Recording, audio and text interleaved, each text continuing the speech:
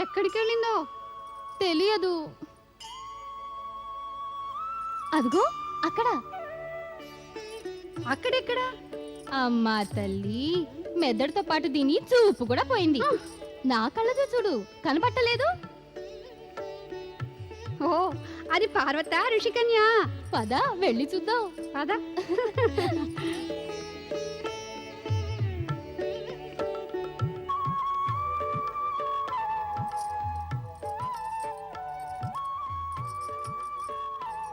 ఏమమ్మా తపస్విని?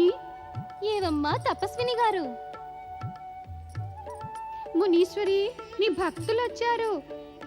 భక్తులు కాదు మూర్ఖ, శిష్యులు వచ్చారు. శిష్యులు కాదు మందబుద్ధి, శిష్యురాళ్ళు వచ్చారు.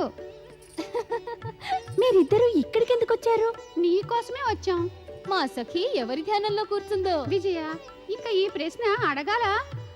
అవునవును, ప్రశ్నకెప్పుడో సమాధానం వచ్చింది. మీరెప్పుడు వేళాకోళలాడుతూనే ఉంటారా? ఎప్పుడూ కాదు, అప్పుడప్పుడు. యదా కదా అంటే అప్పుడప్పుడు. చూడండి, ఎవరైనా ధ్యానంలో ఉన్నప్పుడు వారిని బాధించడం ఉచితం కాదు, పాపం చుట్టుకుంటుంది. అమ్మమ్మ, నీ పాపం మాత్రం మాకొద్దమ్మా. మేము కేవలం నీ ప్రసన్నత, నీ సుఖాన్నే పంచుకుంటూ ఉంటాం. అలా అయితే మీరిద్దరూ నాదొక మాట వినాలి. తప్పక వింటాం. అయితే మీరిద్దరూ ఇక్కడి నుంచి మాట్లాడక వెళ్ళండి. హా, పద విజయ. పద జయ. ఓం నమః శివాయ. ఓం నమః శివాయ. కైలాసపతి శివుడు తనను తాను హిమవంతుని కన్నా గొప్ప అనుకుంటాడా? ఇదేమి న్యాయం? మా ప్రాంతానికి వచ్చిన అతిథి మమ్మల్ని తిరస్కరిస్తాడా? మా గౌరవాభిమానాల గురించి కాస్తైనా ఆలోచించాడా?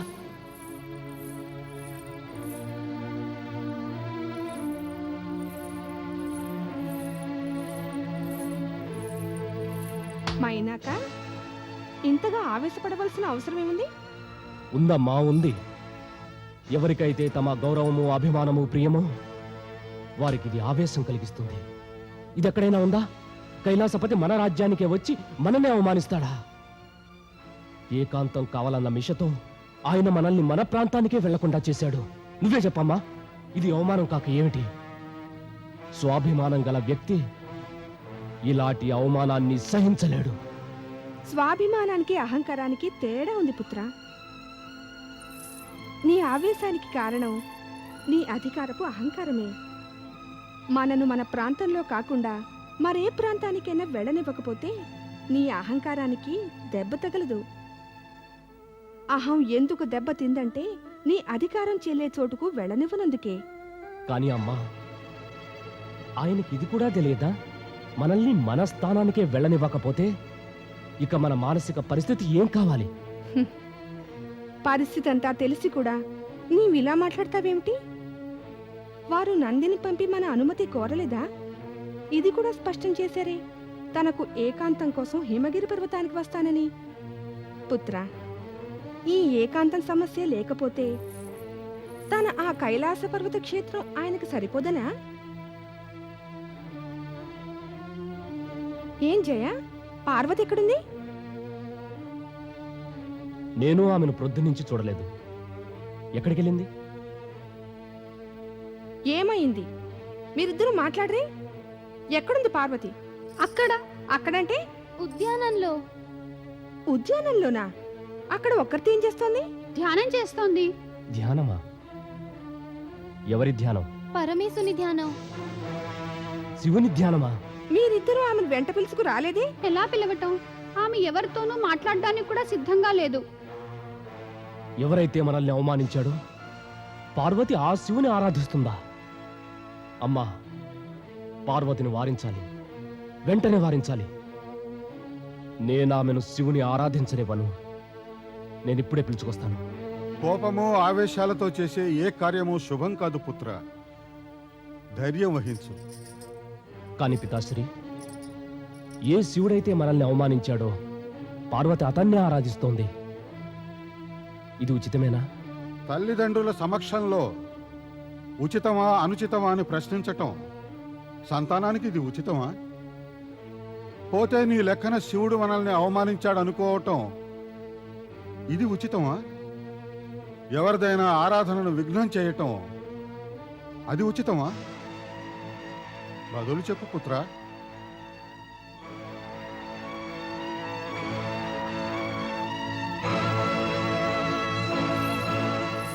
వీరిద్దరికీ ఎవరు వివరిస్తారు శివలీల రహస్యం ఏమిటో?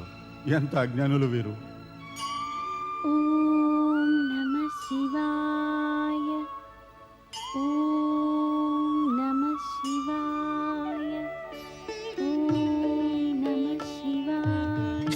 నారాయణ నారాయణ నారాయణ శ్రీమన్నారాయణ నారాయణ నారాయణ నారాయణ నారాయణ నారాయణ శ్రీమన్నారాయణ నారాయణ ఓం నమః శివాయ. దేవర్షి, పార్వతి సత్ప్రణామాలను స్వీకరించండి దేవర్షి. కళ్యాణమస్తు. నీ మనోవాంఛ సిద్ధిస్తుంది. నా మనోవాంఛ విషయం తమకు తెలుసా దేవర్షి? కొంత తెలుసు, కొంత నువ్వు చెప్పు, పూర్తిగా తెలిసిపోతుంది. తమరైతే మనసులోని మాట తెలుసుకోగలరు మునివర్య. నేనేం చెప్పను? అయితే అది తెలుసుకునే నేనంటున్నాననుకో. పరమేశ్వరుని పొందటానికి నీవే మార్గం ఎంచుకున్నావో అది సరైంది. అంటే అంటే నీ శివభక్తియే నిన్ను శివుని వద్దకు చేరుస్తుంది. నారాయణ నారాయణ. సాహసానికి క్షమించాలి. నేను ప్రశ్న అడిగినా దేవర్షి? అవశ్యం, తప్పక అడుగు. ప్రత్యక్షంగా తమరు భవిష్యవాకు చెప్పనే చెప్పారు. శివుడు నాకు ఆరాధ్యులు, కాబోయే భర్త అని. మరి ఆయన నాకు దర్శనాన్ని ఇవ్వలేదెందుకని? అలౌకిక కార్యాలు లౌకిక రూపంలో ముగియాలంటే వాటి రూపం విచిత్రమవుతుంది. నాకేం అర్థం కాలేదు దేవర్షి. సత్యం ఏమంటే దేవి, ఆ పరమేశ్వరుడు తనను ఆరాధించే వారికి కఠిన పరీక్షలు పెడతాడు. వారు తెలుసుకోగోరేదేమంటే తాను నిరోధించినప్పటికీ వారి భక్తులు తన సమీపానికి ఎడతారా, వెళ్ళరా అని. నిరోధిస్తే సమీపించడం ఎలా సాధ్యమవుతుంది దేవర్షి? అదే పరీక్షలోని అన్నిటికన్నా కష్టమైన అంశము భాగము. భక్తులు ధైర్య వివేకాలతో వ్యవహరించాలి. దేవి, నీవేమీ నిరాశపడిన అవసరం లేదు. నీ భవిష్యత్తు ఉజ్వలాతి ఉజ్వలం. ఒక్క మాట చెప్పండి, మరిప్పుడు నేనేం చేయాలి? ఉత్సాహము భక్తితో ముందుకు సాగాల్సొస్తుంది. మరి ఎలా? ఆ పరమేశ్వరుని సమాధి స్థలానికి వెళ్ళి వారిని మెప్పించి ఇంకా నిన్ను ఆయన గమనించేట్టు చేసి. పరమేశులు అలకబూనితేను? లేదు, ఆయన అలకపోనరు. ఆ తర్వాత ఆయన నీపై దయ చూపుతారు. అయితే నేను తప్పక వెళతాను. నన్ను ఆశీర్వదించండి దేవర్షి. కళ్యాణమస్తు. నారాయణ నారాయణ. ఓం నమః శివాయ.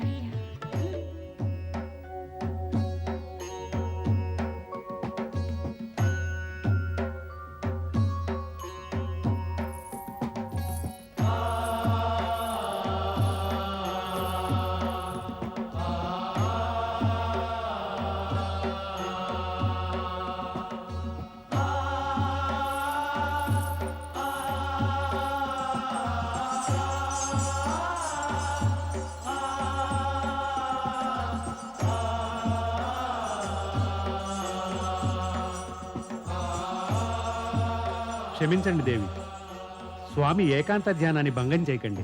ఇప్పుడిప్పుడే నీవెందుకు భంగం చేశావు? ఆయనకు పుష్పాలను అర్పించి? నేను అదేమీ చేయలేదు. నేను నా స్వామి ఆరాధ్యుల ఆరాధన చేస్తున్నాను. నేను కూడా అంతే చేస్తాను. నా ఆరాధ్యుని మౌన పూజ చేయవచ్చాను. నేనుండడం వల్ల ఆయనకు కాస్తైనా విఘ్నం కలగదు.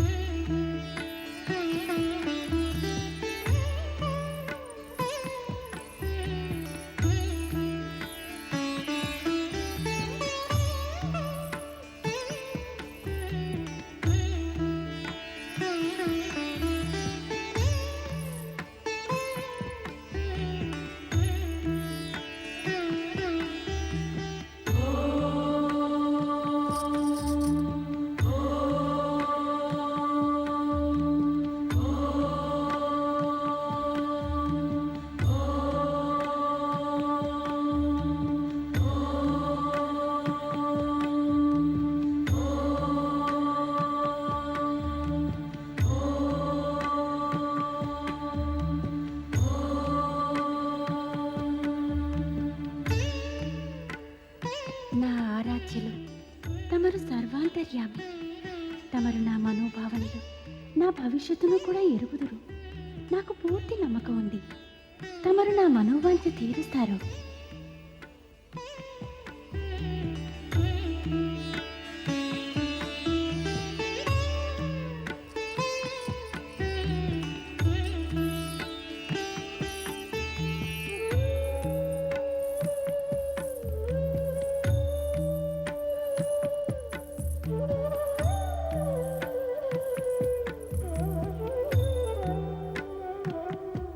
ఏమి జయ, విజయ ఎక్కడికి వెళ్ళారు? ఏమైందమ్మా? పుత్ర, ఈ జయ విజయలు ఏమైపోయారు? ఎక్కడైనా చూసావా వారిని? ఇక్కడెక్కడో ఉంటారు. అటు చూడు, వస్తున్నారు. జయ మహారాణి. ఎక్కడున్నారు మీరిద్దరు? పార్వతి ఎక్కడుంది? ప్రాతకాలం నుంచి నేను ఆమెను చూడలేదే. అక్కడే కూర్చుంటుంది ఉద్యానంలో ధ్యానం చేస్తూ. అంటే మీకు కూడా తెలీదా పార్వతి ఎక్కడుందో ఇప్పుడు? ఎలా తెలుస్తుందమ్మా? ఈ మధ్య ఆమెకు చోటంటూ ఉంటేగా. దినమంతా అక్కడి నుంచి ఇక్కడికి, ఇక్కడి నుంచి అక్కడికి తిరుగుతూనే ఉంటుంది. జయ, నీవు చూసావా పార్వతిని? లేదు, నేను చూడలేదు.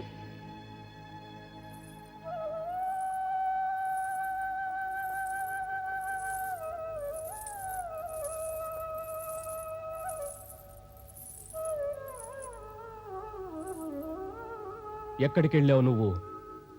మాట్లాడమే. ఎక్కడికి వెళ్ళావు పార్వతి? నేను నా ఆరాధ్యులు పరమేశ్వరుని దర్శనము ఆరాధనలకే వెళ్ళాను. పార్వతి, మన కుటుంబ గౌరవం గురించి ఆలోచించావా? ఆలోచనే ఉంటే అక్కడికి ఎందుకు వెళ్తుంది? అతని వద్దకు. మనల్ని అవమానించినవాడు. అవమానం గౌరవం సంగతి ఎలా ఉన్నా నీవిలా అక్కడికి వెళ్ళడం ఉచితమేనా? బూడిద పూసుకున్న కైలాసపతి ఆ యోగి వద్దక. అన్నయ్య, నేను మిమ్మల్ని వేడుకుంటాను. మీరు ఆయన్ని గురించి ఏమీ అనవద్దు. నేను వినజాలను. ఎందుకు వెళ్ళలేవు? నేను చెప్పగలిగినప్పుడు నా సోదరమైన నీవు వినటానికేం? ఎందుకంటే వారు నాకు ఆరాధ్యులు. ఎవరన్నారు అతన్ని ఆరాధించమని? మిమ్మల్ని ఎవరు అడిగారు ఆయన పట్ల మీ మనసులో ద్వేషం పెంచుకోమని? నా ప్రశ్నకిది సమాధానమా? అవును, ఇదే సమాధానం. ఎవరి ఇష్టం వారిది. ఎవరిని మనసు కోరితే వారే ఆరాధ్యులు. నచ్చకపోతే సహించరాని వారు. ఏ ఆధారంతో మీరాయనను అవమానిస్తారో అలాగే నా మనసు బుద్ధి ఆధారంతో నేను ఆయనను ఆరాధిస్తాను. నీవు బుద్ధితో కాదు, మనసు భావనలను అనుసరిస్తున్నావు పార్వతి. జీవిత నిర్ణయాలు భావనలపై ఆధారపడి ఉండవు. అన్నయ్య, నేను తమను మళ్ళీ ప్రార్థిస్తున్నాను. మీరు నా శివారాధనకు ఏమీ అడ్డుపడకండి. లేకుంటే పరిణామాలు శుభకరం కావు.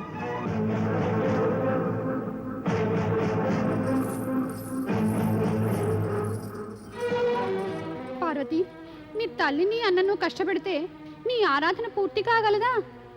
అన్ని విధాలు ఆలోచించు పార్వతి. మార్గంలో అనేక అడ్డంకులున్నాయి. నేను పూర్తిగా ఆలోచించుకున్నాను. నేను మార్గంలోని అడ్డంకులన్నీ పక్కకు నెట్టి నా ఆరాధ్య దైవాన్ని చేరుకుంటాను.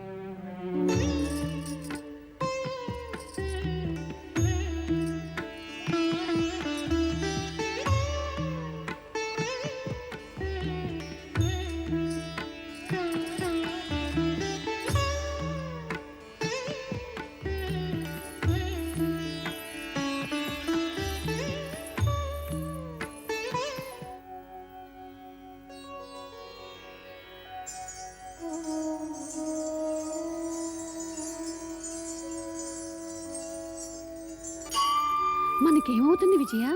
మనకేమవుతుంది? నెమ్మదిగా. పార్వతి వినగలదు. ఆమె శివుని ధ్యానంలో మునిగి ఉందిలే. ఏం వినదు, చెప్పు.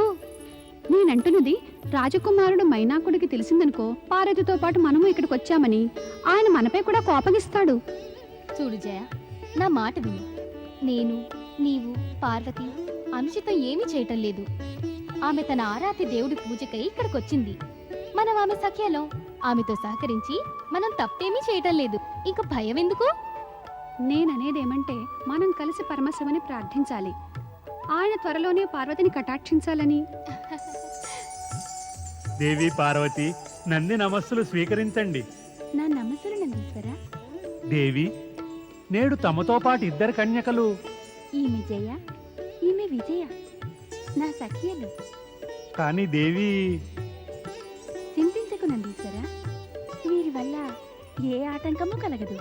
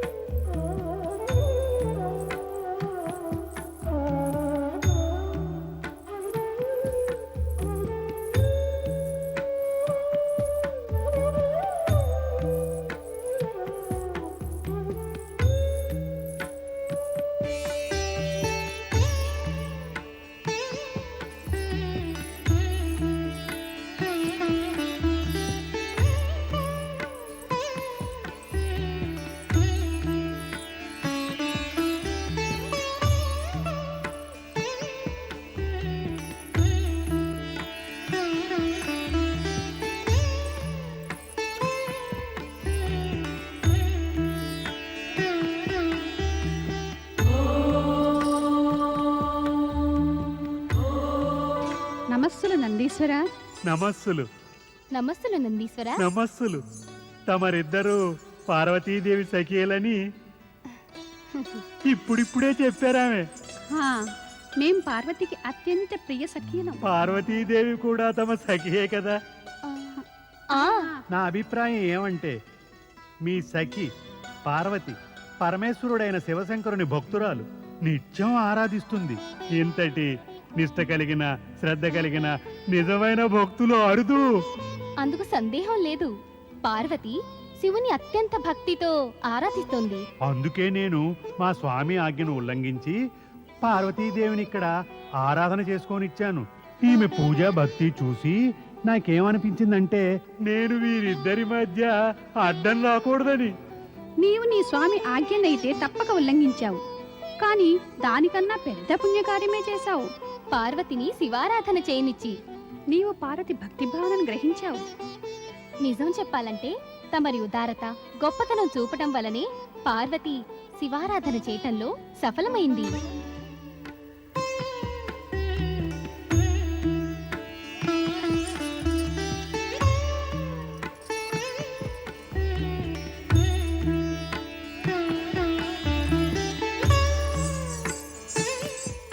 సరే నందీశ్వర, మళ్ళీ కలుద్దాం. నమస్సులు. నమస్సులు. నమస్సులు నందీశ్వర. నమస్సులు. నా నమస్సులు. నా నమస్సులు.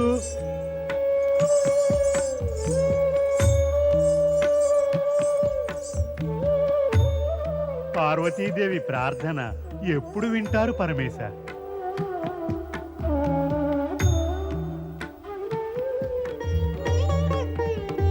బ్రహ్మదేవులకు జయము. కరుణించండి పరమపిత. దర్శనమియ్యి సృష్టికర్త. దేవేంద్ర, ఇది తమకు తెలుసునా? బ్రహ్మదేవులు తన స్థానాన్ని, స్వరూపాన్ని ఎందుకు మార్చుకున్నారో? లేదు సరస్వతీదేవి. మాకు ఆశ్చర్యంగా ఉంది. బ్రహ్మదేవులు స్వరూపం ఎందుకు మార్చారు? నేను మీ దేవతలందరినీ ప్రార్థిస్తున్నాను. మీరంతా బ్రహ్మదేవుల సృష్టి రచన యొక్క రచనాత్మక కార్యాన్ని మాటి మాటికి భంగం చేయకండి. బ్రహ్మలోకానికి మాటి మాటికి మీరు రావడంతో సృష్టి రచనా కార్యానికి భంగం కలుగుతుండేది. ఆ కారణంగా ఆయన తన స్థానాన్ని, రూపాన్ని మార్చుకుని ఇక్కడికి వచ్చారు. కానీ మీరు ఇక్కడికి వచ్చేసారే? సరస్వతీదేవి, బ్రహ్మదేవుల కార్యాన్ని భంగం చేయటం మా ఉద్దేశం కాదు. మేమేదో మా కష్టాల నివారణకు గాను మాటి మాటికి వారి శరణు వేడుతాం. బ్రహ్మదేవులు మీకందరికీ స్పష్టంగా చెప్పేశారు. సమయానికై వేచి ఉండండి. ఇక మీరు అనవసరంగా స్వయంగా కష్టాలు పడి కష్టపెడితే ఏం ప్రయోజనం? సరే సరస్వతీదేవి, మేము సమయానికే వేచి ఉంటాం. నారాయణ నారాయణ. అమ్మా సరస్వతి, తమరి పుత్రుడు నారదుని ప్రణామం స్వీకరించండి. రానారదా, నేనదే ఆలోచిస్తున్నాను, నీవింకా రాలేదేమా అని. అమ్మా, తమరి పుత్రుడు నారదుడి నియమావళిలో అకారణంగా ప్రత్యక్షం కావాలి అన్న నియమమేం లేదు. నారాయణ నారాయణ. సమయం వచ్చేసింది, నేను వచ్చేశాను.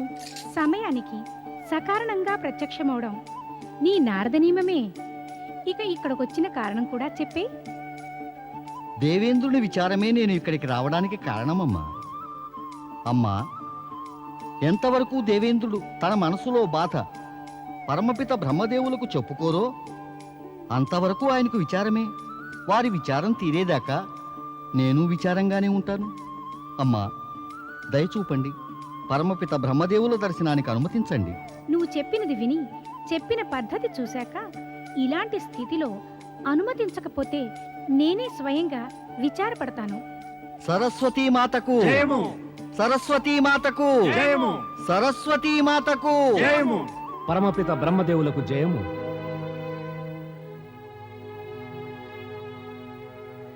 ప్రణామం బ్రహ్మదేవా. బ్రహ్మదేవా, మా సమస్య కాస్త పరిష్కరించండి. దేవేంద్ర, నేను నీ సమస్యను బాగానే ఎరుగుదును, కానీ ఇప్పుడు నేను నీకే సహాయమూ చెయ్యలేను. పరమపిత, కారణం?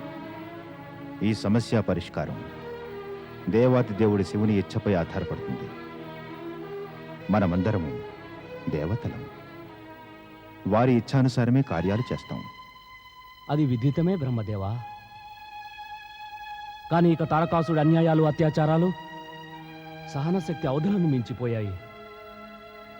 అయితే ఆ పాపాత్ముడు అంతం అయ్యేదాకా మా దేవతల సమస్యకు పరిష్కారం దొరకదు బ్రహ్మదేవా. దేవేంద్ర, ఒకే సూచనను మాటిమాటికి చెప్పాక కూడా మర్చిపోతున్నావు. ఏమిటా సూచన బ్రహ్మదేవా? ఎవరైనా అధపతనము అంతము చెందితే అది వారి పుణ్యకర్మాల ఫలం క్షీణించడం వల్లనే.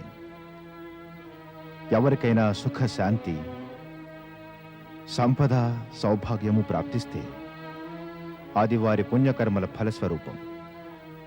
తారకాసురుడు తపస్సు సత్ఫలితం అనుభవిస్తున్నాడు. ఇక దేవతలంతా తపస్సు మర్చిపోయారు. పుణ్యమేవి మిగలకపోతే సమస్యలే సమస్యలు. దేవేంద్ర, తమరు ఆజ్ఞాపిస్తే బ్రహ్మదేవా మేం తపస్సు చేస్తాం. నా ఆజ్ఞానుసారం తపస్సు చేస్తే ఏమవుతుంది? పుణ్యం సంపాదించాలంటే మీరంతా శివారాధన చెయ్యాలి. అప్పుడే మీ కష్టాలు తీరుతాయి. పరమపిత, పార్వతి ఇన్నాళ్లుగా పరమేశ్వరుని ఆరాధిస్తూనే ఉన్నా ఇప్పటికీ లక్ష్యం సాధించనే లేదే. అజ్ఞానిలా మాట్లాడుకున్నారదా? నీకు బాగా తెలుసు కదా, ఆరాధన తపస్సు ఎన్నడూ వ్యర్థం కావు. పార్వతి తపస్సు సఫలమవుతుంది, ఆమె ఆరాధన కూడా ఫలిస్తుంది. నీవు కాశీ విశ్వనాథుని జ్యోతిర్లింగం కథ వింటే ఈ నిజాన్ని అంగీకరిస్తావు. దుష్కర్మలే వ్యర్థం కానప్పుడు జపతపాలతో ప్రాప్తించిన సత్కర్మలు ఎలా వ్యర్థం అవుతాయి? కాశీ విశ్వనాథంలో జ్యోతిర్లింగం ఎలా విరాజిల్లిందో మేమంతా తెలుసుకోగోరుతున్నాం దేవా. హ్మ్. మీకు తెలుసు కదా, శివుడు శక్తి ఒకే రూపమని. శివపార్వతుల లౌకిక వర్తమాన మహిమలు ఈ జగత్తులో సమక్ష తపస్సు మహత్తును వివరించేందుకే రచించబడ్డాయి. అందువల్ల రాబోయే యుగాల్లో ఈ విషయం ఆదర్శప్రాయమవుతుంది. అందువల్ల దేవతలారా, నా మాట వినండి. శివుడు శక్తి కలిసిన అర్ధనారీశ్వర రూపమే ఈ జగత్తులో వ్యాప్తమవుతుంది.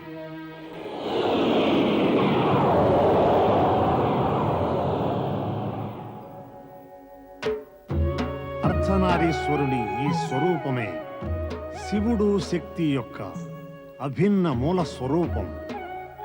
ఎప్పుడెప్పుడైతే శివుడు శక్తి ఏకరూపం ధరించి విభిన్న రూపాల్లో కనిపిస్తారో అప్పుడు కొత్త సంఘటనలు సృష్టించబడతాయి.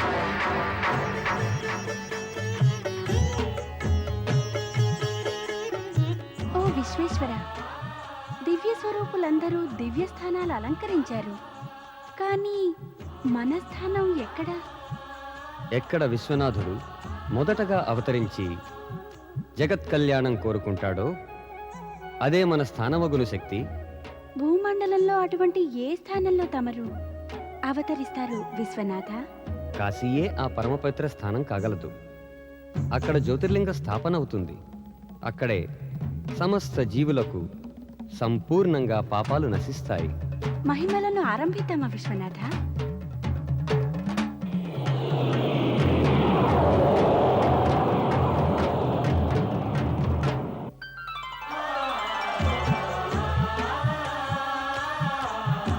ఆ మహిమలో నీవు కూడా పాల్గొను శక్తి.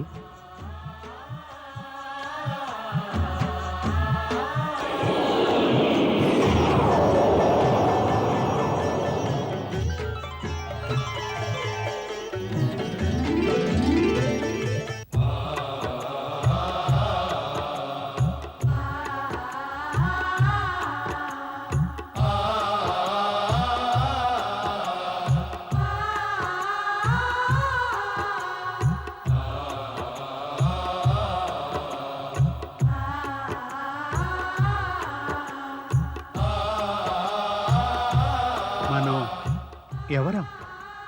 మనకి జన్మనెవరిచ్చారు? ఎక్కడి నుంచి వచ్చాం మనం? ఎక్కడికి వెళ్తున్నాం మనం? మనకి జన్మదాత ఎవరు? ఏమిటో మనకేమీ తెలీదు.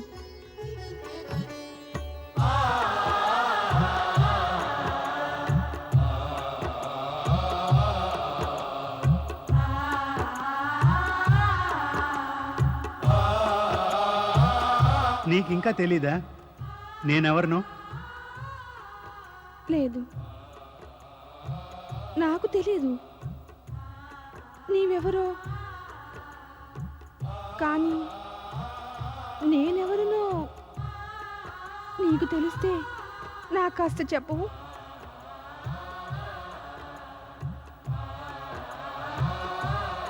సరే, నువ్వెక్కడి నుంచి వచ్చావు? నేనా? నీవొచ్చిన చోటు నుంచే. నేనెక్కడి నుంచి వచ్చాను? నేనొచ్చిన చోటు నుంచే. నువ్వెక్కడి నుంచి వచ్చావు? నేను నేను నేను ఎక్కడి నుంచి వచ్చాను? నేను ఎక్కడి నుంచి వచ్చాను?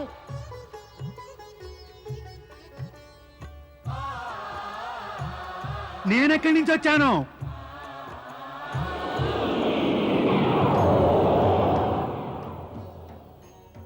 మీరు శివ శక్తుల నుంచి ఉత్పన్నమైన స్త్రీ పురుషులు.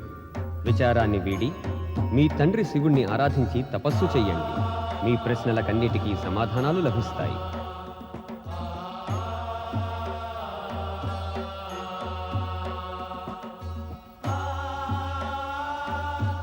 ఆరాధన అంటే ఏమిటి?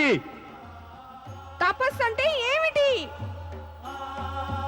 శివుని కృప ఇచ్ఛానుసారం ఆయన త్రిశూలంపై భూమి యొక్క ఒక ఖండం వెలుస్తుంది. దాన్ని కాశీ అని అంటారు. కాశీకి వెళ్ళగానే మీ ఆరాధన తపస్సులకు స్వయంగా స్ఫూర్తి, ప్రేరణ లభిస్తాయి. మీ ప్రశ్నలన్నిటికీ సమాధానం లభిస్తుంది.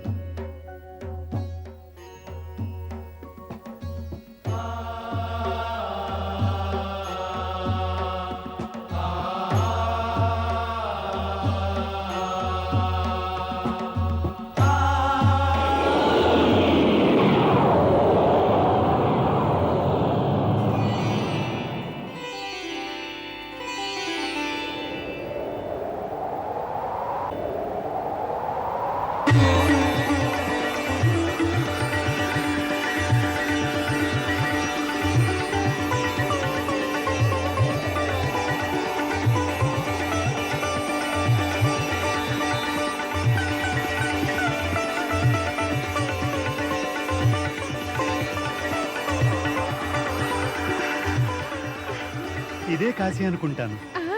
ఇదే కాశీ.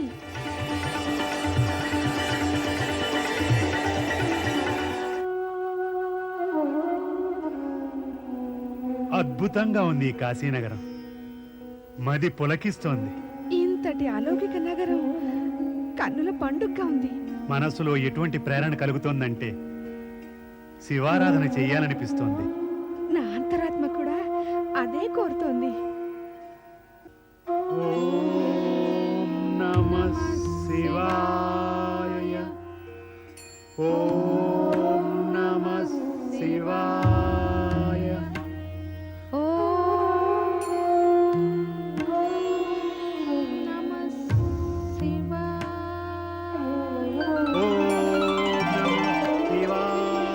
శివాయ.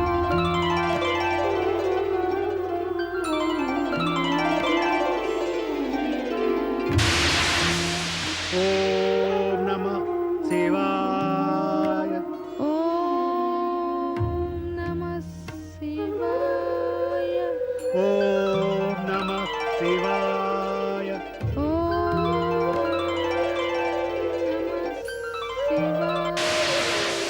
ఓం నమః శివాయ. ఓం నమః శివాయ. ఓం నమః శివాయ.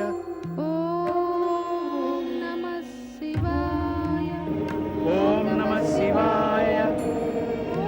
ఓం నమః శివాయ. ఓం నమః శివాయ.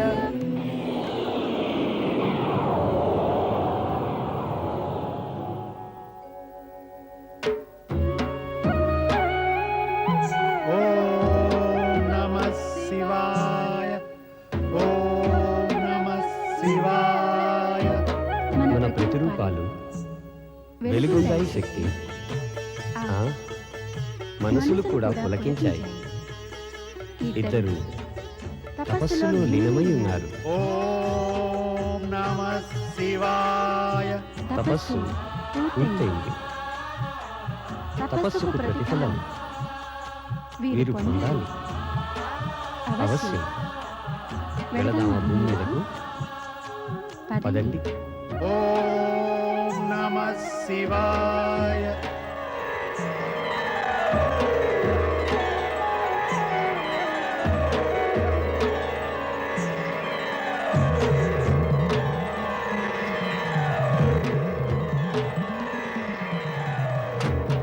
ఓం నమః శివాయ. కళ్ళు తెరవండి. మా నుంచి జనించిన పురుషుడా ప్రకృతి. కళ్ళు తెరవండి. మా వైపు చూడండి. మా వైపు చూడండి.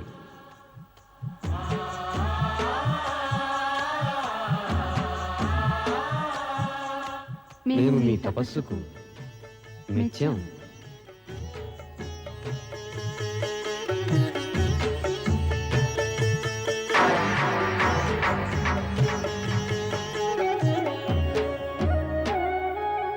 మీరు ఏ తల్లిదండ్రుల దర్శనానికై తప్పించారో వారు మేమే.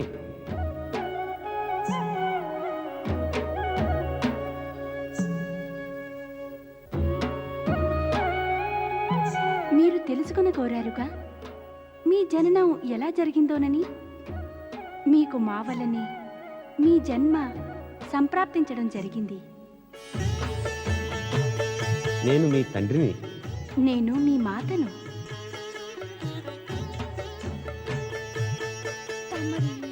పేరేమిటి? నా పేరు శివుడు. తమరి పేరేమిటి? నా పేరు శక్తి. మీరు ఇరువురు కూడా మా ఆజ్ఞను పాటిస్తూ ఆదర్శ నరనారీ రూపాలను ధరించారు. మేము మీ ఇద్దరి పట్ల ప్రసన్నం. కోరుకోండి ఏం కావాలో.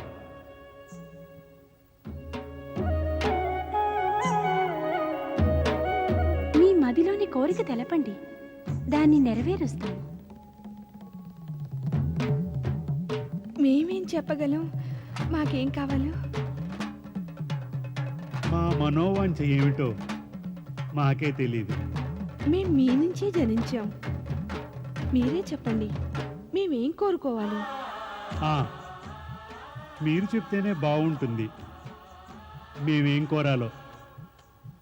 ప్రభు, మన నుంచి జనించిన ఈ జగతిలోని తొలి స్త్రీ పురుషుల తపస్సును అమరం చేయడానికి తమరు శాశ్వతంగా కాశీ విశ్వనాథుని జ్యోతిర్లింగ రూపంలో ప్రతిష్ఠితులవ్వండి. తమరి జ్యోతిర్లింగాన్ని ఆరాధించి కాశీకి ముక్తిని కోరి వచ్చిన తమరి భక్తులకు శుభం కలుగుతుంది. తథాస్తు. తథాస్తు.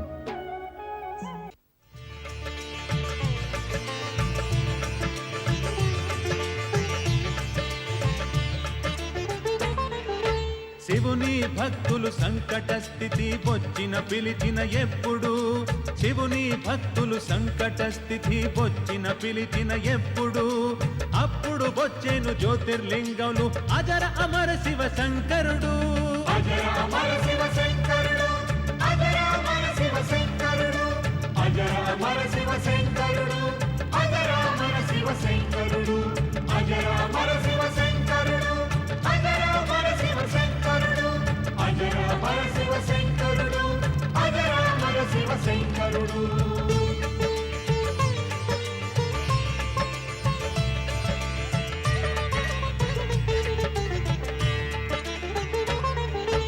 కాశీనగర వారణాసిలోంది విశ్వేశ్వర జ్యోతిర్లింగం, ముక్తిధామం ఈ కాశీ శివునికిది ప్రియ నగరం.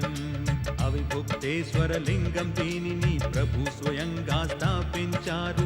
ఈ లింగం యొక్క శివ భక్తులు పాశుపత యోగంతో పూజించారు. కడే ప్రకృతి పురుషులు శివశక్తిని ఆరాధించారు. భక్తులు వారికి అర్పించి మనోజ్ఞానం సాధించారు. కాశీ విశ్వేశ్వర లింగం మహిమ కనిపించదు ఎక్కడ, వీరిని దర్శించి మనవాళి విముక్తి పొందింది ఇక్కడ. విశ్వనాథ శివునికి జయ జయ, విశ్వనాథ శివునికి జయ జయ, విశ్వనాథ శివునికి జయ జయ, విశ్వనాథ శివునికి జయ జయ, విశ్వనాథ శివునికి జయ జయ, విశ్వనాథ శివునికి జయ జయ, విశ్వనాథ శివునికి జయ జయ, విశ్వనాథ శివునికి జయ జయ. కాశీ విశ్వనాథుని జ్యోతిర్లింగం కథను వినిపించడంలో ఉద్దేశం ఏమిటంటే, ఆరాధన తపస్సు ఎవరిది ఎన్నడూ వ్యర్థం కాదు. అవును పద్మాసన, సంపూర్ణ కథనానికి తాత్పర్యం ఇదే. ఆరాధన భక్తులను పరమపదం చేరుస్తుంది. పరమపిత, తమరు అతి సార్థకమైన కథ వినిపించారు. ఈ కథ సంపూర్ణ జగతికే ఒక ఆదర్శాన్ని చూపుతుంది. సంపూర్ణ జగత్తు దీనివల్ల లాభం పొందితే అది మంచిదే. ఇది నీకు కూడా లాభించాలి నారదా. అందుకు సందేహమేమిటి పరమపిత?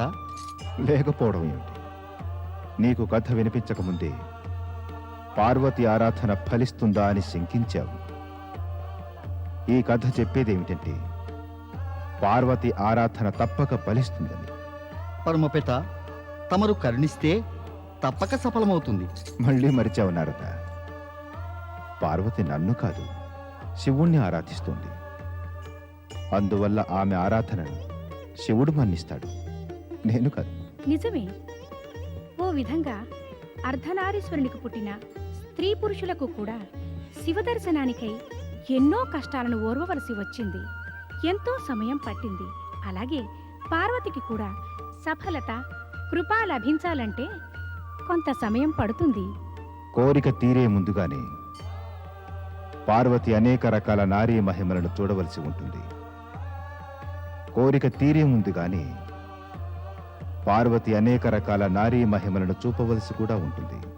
పార్వతీయే కాదు, ఆమె తల్లిదండ్రులు, ఆమె సోదరుడు కూడా ఆమెతో సహకరించాలి. పార్వతి తన తల్లిదండ్రులు, కుటుంబపు విరోధాన్ని సహించాలి. ఆ తర్వాతనే ఆమె కోరికలు నెరవేరుతాయి.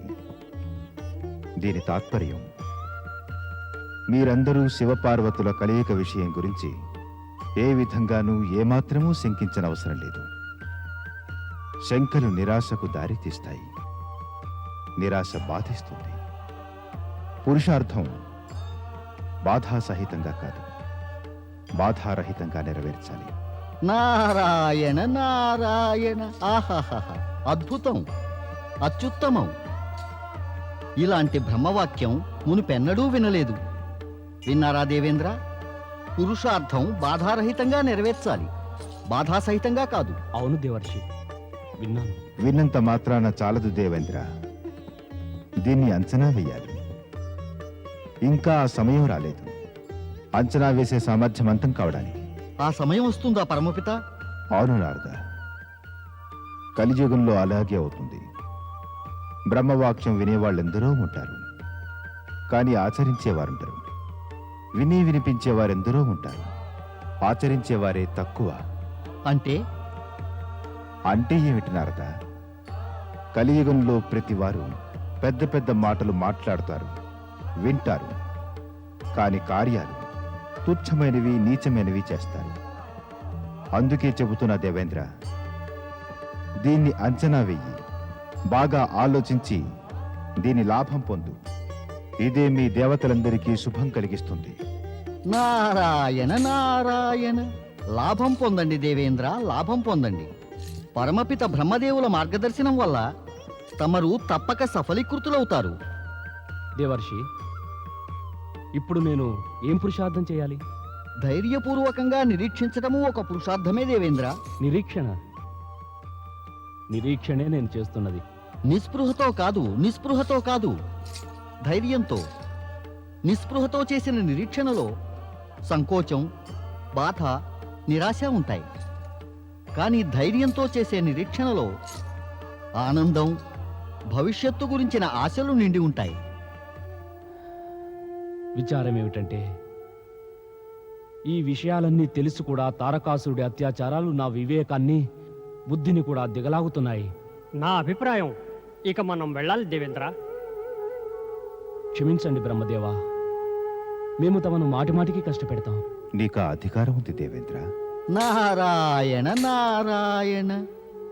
అయితే కాగల కార్యమేమిటి దేవేంద్ర? ఇలాంటి బ్రహ్మవాక్యం విన్న పిమ్మట ధైర్యపూర్వకంగా నిరీక్షించడం తప్ప ఇంకేం చేస్తాం దేవర్షి? బ్రహ్మదేవులు కాశీ విశ్వనాథుని జ్యోతిర్లింగపు ఇంతటి సార్థకమైన కథ చెప్పారు. దానివల్ల లాభం పొందలేరా? నారదా, దేవేంద్రునికి నా అభిప్రాయం అర్థం కాలేదు. అమ్మా, నేను వివరిస్తాను. అర్ధనారీశ్వరుని నుంచి జన్మించిన స్త్రీ పురుషులకు శివకృప, శివదర్శనము శివారాధన వల్లనే కలిగాయి. పార్వతి కూడా శివారాధన వల్లనే శివుని పొందగలదు. అందుకనే మనోవాంఛ తీరి సఫలత కావాలంటే శివారాధన అనివార్యమే. శివారాధన చేస్తే శివుడు ప్రసన్నుడై కోరిన ఫలాన్నిస్తాడు. బ్రహ్మదేవా, కేవలం నేనే కాదు, మా దేవతలందరము కలిసి శివారాధన చేస్తాం. అవశ్యం చేస్తాం. కళ్యాణమస్తు.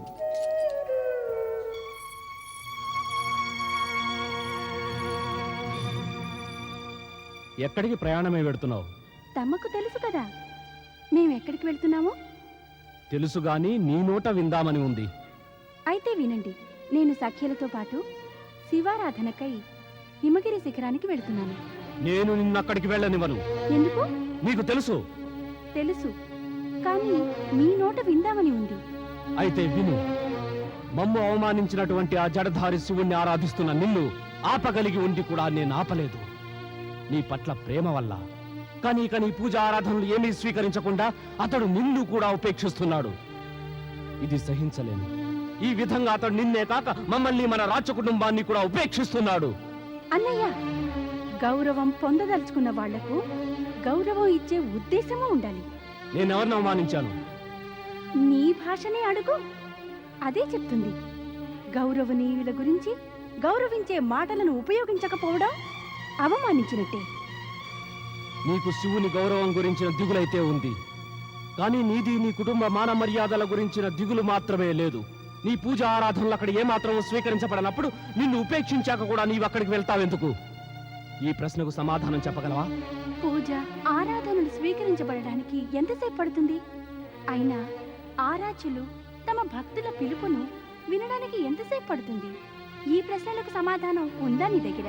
ఓహో, అయితే నీవిప్పుడు తర్క వితర్కాల్లోకి దిగావన్నమాట. కానీ నేను నిన్ను అక్కడికి వెళ్ళనివ్వను. నన్ను జప తపాలు చెయ్యనివ్వకపోవడం వ్యర్థమే అన్నయ్యా. ఏదో తర్క వితర్కాల్లో ఉన్నారే మీరిద్దరూ. పితాశ్రీ, నేను తమను, అమ్మను, అన్నయ్యను చేతులు జోడించి ప్రార్థిస్తున్నాను. నన్ను శివారాధన చెయ్యనివ్వండి. ఇలా కాకపోతే నాకు ఏమాత్రమూ నచ్చదు. పుత్రి, నీకు నచ్చనిదేది మాకు నచ్చదు సుమా. పితాశ్రీ, తమరు పార్వతి మాటల జాలంలో పడకండి. అయితే నీ క్రోధజాలంలో పడాలా? వివేకంతో వ్యవహరించు నాయన. మనను అవమానించిన వాడు మన శత్రువే. మన శత్రువుతో విరోధించడం బుద్ధిహీనత. ఆలోచన రహితంగా ఎవరితోనైనా విరోధం పెట్టుకోవటం బుద్ధిహీనతే అవుతుంది నాయన. ఏమైనా శివుడు మనకి శత్రువు ఎలా అవుతాడు? ఇంతకు ముందే నీకు చెప్పాను. పరమేశ్వరుడు మన వద్దకు కొద్ది కాలం పాటే ఏకాంతవాసం కోరి వచ్చారు. కొద్ది కాలమే. పుత్ర, అకారణంగా ఎవరితోనైనా శత్రుత్వం పెంచుకుంటే వారికి లేశమాత్రమైనా హాని జరగదు, కానీ మనకే హాని జరుగుతుంది. ఆ హాని వల్ల మనకి ఏమీ మిగలదు. పుత్రి పార్వతి, నువ్వు నీ సఖ్యలతో వెళ్ళు. ఆ పరమేశ్వరుని ఆరాధించు.